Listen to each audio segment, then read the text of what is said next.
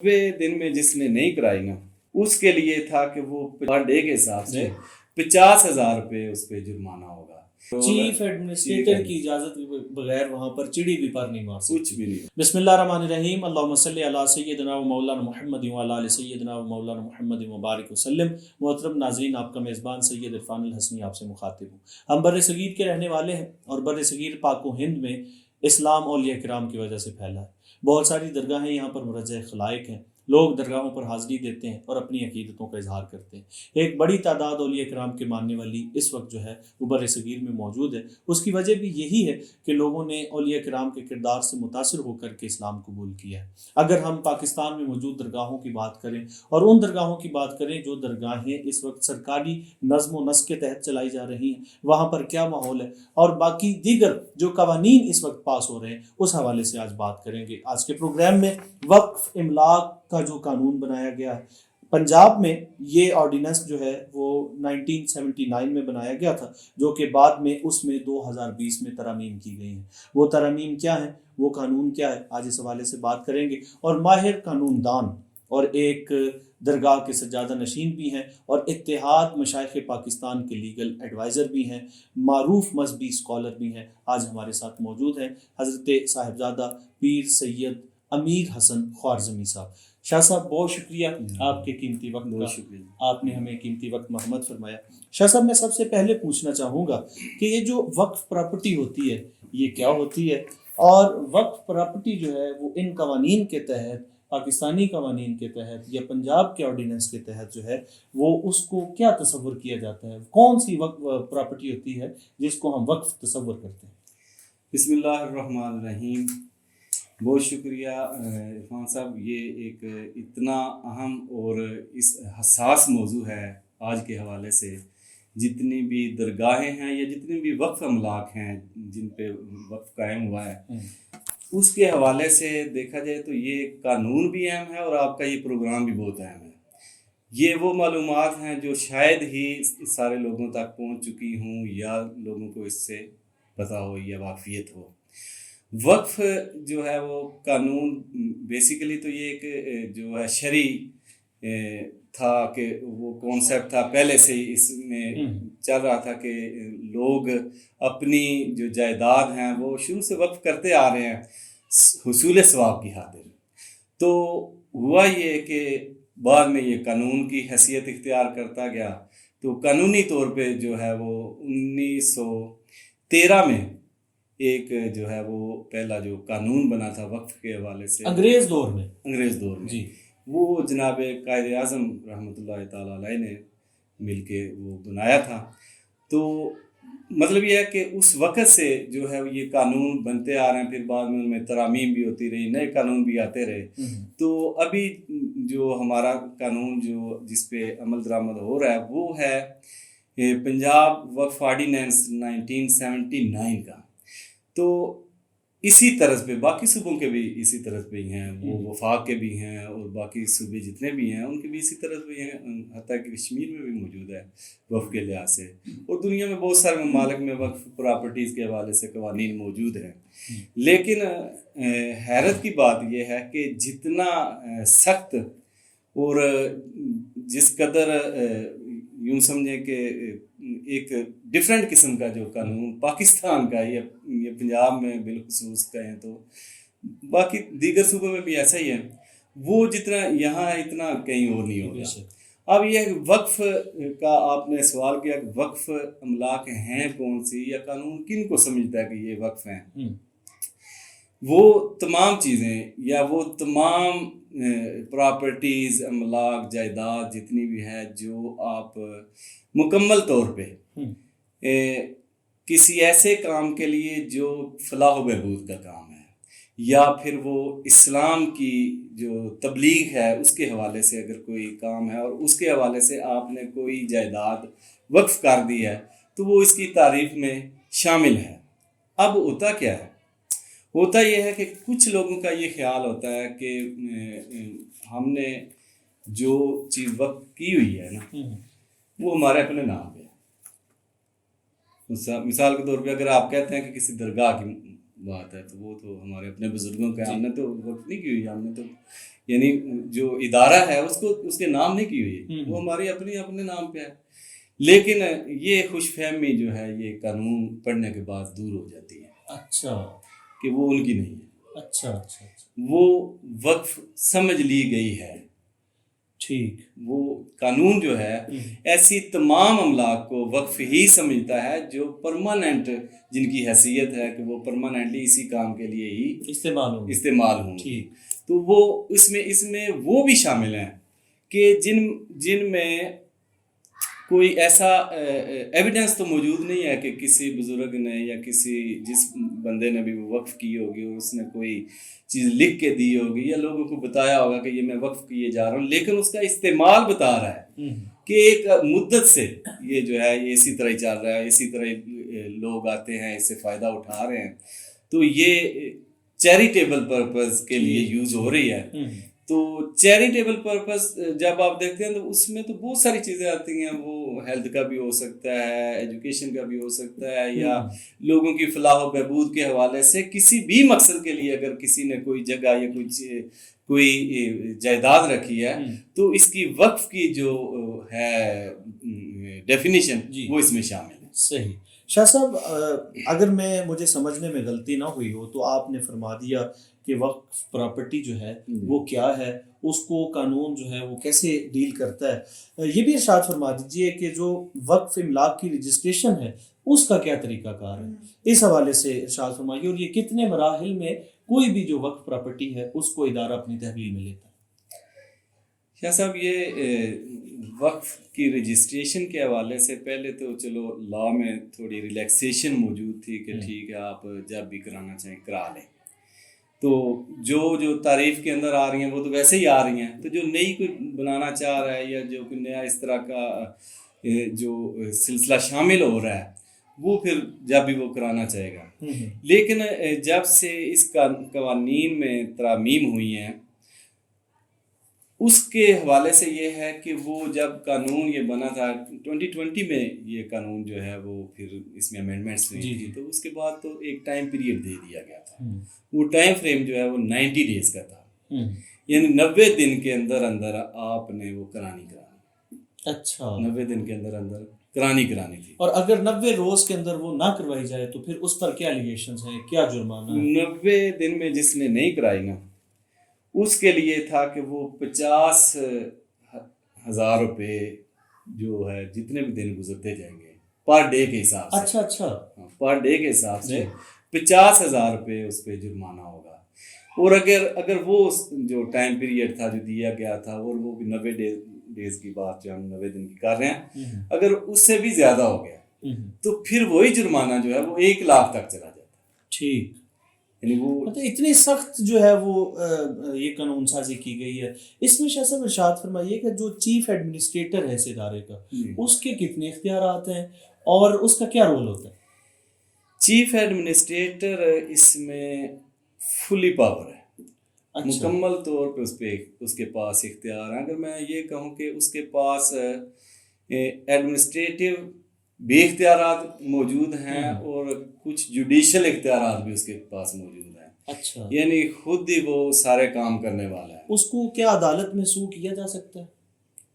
شاہ صاحب، بہت سارے مراحل ہیں اس میں کہ اگر سیکشن 7 کے تحت کسی بھی پراپرٹی کو، کسی بھی جائیداد کو، کسی بھی درگاہ کو اگر چیف صاحب کا یہ خیال بنا کہ یہ تو وقف پراپرٹی ہے اور میں نوٹیفائی کر سکتا ہوں کہ یہ اب وقف ہے اور ہم اس کو آکوپائی کر سکتے ہیں، پھر وہ اس کو نوٹیفیکیشن، ایک ہوتا نوٹس، یہ نوٹس نہیں ہے. حیرت کی بات یہ ہے کہ یہ نوٹس نہیں ہے. سیکشن 7 کے تحت اس نے نوٹیفیکیشن ہی کرنا ہے. اچھا، نوٹیفیکیشن کرنے کا مطلب ہے کہ آٹومیٹک جو لوگ یہ سمجھ رہے ہیں کہ یہ تو ہماری اپنی ہے، ہمارے آباء اجداد سے یا ہمارے اپنے نام پہ ہے، ہم سب بھائیوں کے نام پہ ہے، تو وہ جب وہ نوٹیفیکیشن کرے گا نا تو اس کے بعد ان کے نام نہیں رہے گی. وہ پھر اس وقت اس پہ قبضہ بھی کر سکتا ہے، اس کا مینجمنٹ کنٹرول جو ہے وہ اپنے ہاتھ میں لے سکتا ہے. اور یہاں تک کہ وہ تمام رسومات، تمام وہاں جو بھی سلسلے ہو سکتے ہیں وہ سارے کے سارے اس کی اجازت کے بغیر آپ نہیں ہوں گے۔ اچھا اچھا، وہ سارا کنٹرول چیف ایڈمنسٹریٹر کی اجازت کے بغیر وہاں پر چڑی بھی پر نہیں مار سکتی، کچھ بھی نہیں۔ شاہ صاحب ارشاد فرمائیے گا، کوئی قانونی طور پر کوئی اسٹے آرڈر کسی عدالت سے مل سکتا ہے ان کالے قوانین کے خلاف؟ چیف صاحب نے سیکشن 7 کے تحت کر دیا نوٹیفیکیشن اور اس نے قبضہ کر لیا اور اپنے قبضے میں لے لیا۔ ظاہر وہ وقف املاک ہو گئی تو انہوں نے قبضے میں لے لیا۔ اب آپ کے پاس جو ریمیڈی ہے جو آپ عدالت میں جا سکتے ہیں تو وہ صرف اور صرف رہے گی ڈسٹرکٹ کورٹ کی۔ اچھا، کہ آپ ڈسٹرکٹ کورٹ میں چیلنج کریں۔ چیلنج کیا کرنا ہے؟ چیلنج وہاں کرنا ہے کہ میرا یہ وقف نہیں ہے یا اس کے بارے میں کچھ شکوک و شبہات ہیں، نہ صرف اس املاک کے بارے میں آپ کر سکتے ہیں۔ وہاں جو آپ کی سبسکرپشنز چڑھاوے وغیرہ دوسرے لفظوں میں نذرانے وغیرہ جو بھی آئیں گے اس کی نہیں کر سکتے۔ اچھا، اس کا آپ کیس بھی فائل نہیں کر سکتے۔ ٹھیک ٹھیک۔ شاہ جی میں یہیں پہ آپ سے ایک اور سوال پوچھنا چاہوں گا، یہ ایک اسلامی ملک ہے اور اسلامی ملک میں ہمارے یہاں پہ جو ہے وہ اسلامی نظریاتی کونسل ایک ادارہ ہے، اس کا وجود بھی ہے۔ جو بھی قانون بنتا ہے اسلامی نظریاتی کونسل جو ہے اس کو پڑھتی ہے، پڑھنے کے بعد اس کو اپروو کیا جاتا ہے۔ کیا ارشاد فرمائیں گے، کیا یہ قوانین اسلامی نظریاتی کونسل کی نظر سے گزرے ہیں؟ اسلامی نظریاتی کونسل کا ایک بہت بڑا اہم کردار ہے یہاں پاکستان میں۔ جتنے بھی آئینی طور پہ اگر ہم یہ ڈسکس کر رہے ہیں نا تو آئینی طور پہ تو خیر اس میں بہت ساری گنجائشیں موجود ہیں۔ آئینی طور پہ کوئی ایسا قانون نہیں ہے جس میں یہ سہولت نہ ہو کسی کے پاس بھی۔ ایون کہ اس میں جو لیز والے لوگ ہیں جن کو لیز پہ دے دیا جاتا ہے وہ وقف املاک کو، ان کے پاس بھی یہ رائٹ موجود ہے کہ وہ عدالت سے اسٹے لے سکتے ہیں، وہ عدالت سے رجوع کر سکتے ہیں، لیکن جو مالک ہے اس کے پاس یہ نہیں ہے۔ وہ مالک جو ہے اس کو ہائی کورٹ تک اسٹے نہیں دے سکتی۔ اچھا، ہائی کورٹ پہ بھی یہ باقاعدہ اس قانون میں یہ چیز مینشن کر دی گئی ہے کہ کوئی عدالت، کوئی ریونیو کورٹ، کوئی سول کورٹ اسٹے نہیں دے سکتی۔ یہ تو آپ کی باتوں سے تو یوں لگ رہا ہے جیسے ایک خاص طبقے کو دیوار کے ساتھ لگا کر کے یہ یک طرفہ قوانین بنا دیے گئے ہیں۔ شاید اس کا مقصد کوئی ایسا ہی ہو کہ بظاہر اس میں وہ ساری چیزیں سامنے آ رہی ہیں کہ کوئی قانون کیسا ہو سکتا ہے کہ جس میں یہ ساری سہولتیں موجود نہ ہوں، کہ آپ ان کو جرمانے بھی کر رہے ہیں، آپ ان سے ان کی املاک بھی لے رہے ہیں، آپ ان کو نوٹیفائی بھی کرتے جا رہے ہیں اور آپ کے اگینسٹ وہ کہیں جا بھی نہیں سکتے۔ میری چھٹی اس یہی کہہ رہی ہے کہ شاید جو سجادگان جو باقاعدہ اس رجسٹریشن کے عمل میں اپنے آپ کو جو ہے وہ رجسٹر نہ کروائیں تو شاید ان کے خلاف کوئی سزائیں بھی متعین کی گئی ہوں گی۔ جی وہ اس میں موجود ہیں۔ میں اس سے پہلے بھی جناب کا وہ جو سوال ہے اس کو تھوڑا مزید کلیریفائی کرنے کی کوشش کروں گا کہ اسلامی نظریاتی کونسل نے جو ہے وہ اس کو اتنا عرصہ نہ دیکھا یا یہ چیز سامنے نہ آ سکی یہ غیر آئینی ہے یا یہ غیر شرعی ہے، تو وہ اس وقت تو نہ دیکھا گیا، لیکن اب وہ اس کو دیکھا گیا ہے اور اس کو باقاعدہ قرار دیا گیا ہے کہ یہ غیر شرعی ہے۔ دوسرے جو آپ نے فرمایا کہ سزائیں موجود ہیں کہ نہیں ہیں، تو جتنی بھی خانقاہیں ہیں، تقیہ گاہیں ہیں، جتنی بھی قیام گاہیں ہیں، جتنی بھی وہ ان پہ آپ کہہ لیں کہ وہ صندوقچیاں یا جو بھی اس قسم کی جتنی نذرانہ وغیرہ کی چیزیں ہیں وہ ساری کی ساری اس ڈیفینیشن میں شامل ہیں۔ اچھا، تو وہ جب اس میں آ جاتی ہیں تو ان کی رجسٹریشن میں نے گزارش کی تھی کہ اس قانون کے تحت جو ہے وہ 90 دن کے اندر اندر کرانا لازمی ہے۔ تو جرمانہ تو میں نے آپ سے گزارش کیا کہ جرمانہ جو ہے وہ 50,000 سے لے کے 1 لاکھ جو ہے وہ روزانہ کی بنیاد پہ ہے۔ اچھا، وہ روزانہ کی بنیاد پہ ہے۔ تو اگر رجسٹریشن میں کوئی کوتاہی ہو گئی، کوئی ڈیلے ہو گیا، جرمانے کے ساتھ ساتھ پھر جو ان پہ جو برڈن بنے گا وہ بنے گا کہ ان کو 5 سال کم سے کم سزا ہوگی۔ اچھا، 5 سال کی سزا متعین کی گئی ہے اس حوالے سے کہ آپ کی جو رجسٹریشن ہے وہ کچھ ڈیلے کا شکار ہوئی ہے، یا پھر اس میں کمی کوتاہی کوئی رہ گئی ہے، یا کوئی معلومات میں کوئی ایسی کمی رہ گئی تھی کہ جس میں آپ، اور وہ جو ہے عجیب بات یہ ہے کہ یہ بھی شاید کم قوانین میں موجود ہو کہ کوئی عدالت اس کو بندے کو اگر ریلیف دینا بھی چاہ رہی ہے تو 1 سال کم از کم اس کو سزا دے، یعنی 364 ڈیز بھی وہ نہیں کر سکتا۔ اچھا، پورے 365 ڈیز کم سے کم اس کو ضرور سزا ملے گی، اس بات میں اس کو اندر رہنا ضروری ہوگا۔ اور اس کے علاوہ جو ہے کچھ جو ہے ڈائریکشنز دیتے ہیں، کچھ ہدایات دیتے ہیں، کچھ جو ہے وہ رسومات پہ کچھ پابندیاں اگر لگتی ہیں یا کچھ حساب کتاب مانگا جاتا ہے اوقاف کی طرف سے، وہ سیکشن 20 میں انہوں نے اس چیز کو کیا ہوا ہے، تو وہ اگر اس میں کوئی کمی کوتاہی رہ گئی ہے یا اگر اس کو پورا نہیں کیا جا رہا تو اس کی سزائیں علیحدہ ہیں۔ 5 سال تک سزا بھی ہے اور ساتھ میں جرمانہ بھی لازمی ہوگا، یہ بات یا والی نہیں ہے۔ ٹھیک، جرمانہ کیا ہوگا کہ اس کی جتنی بھی سالانہ جو آمدن ہے نا اس درگاہ کی ہے یا اس مسجد کی ہے یا جو بھی وقف پراپرٹی کی جتنی بھی سالانہ آمدن ہے نا اس کو 3 سے ضرب دے دی جائے، 3 گنا کر دی جائے، اور وہ یہ اس سزا کے ساتھ ہوگی۔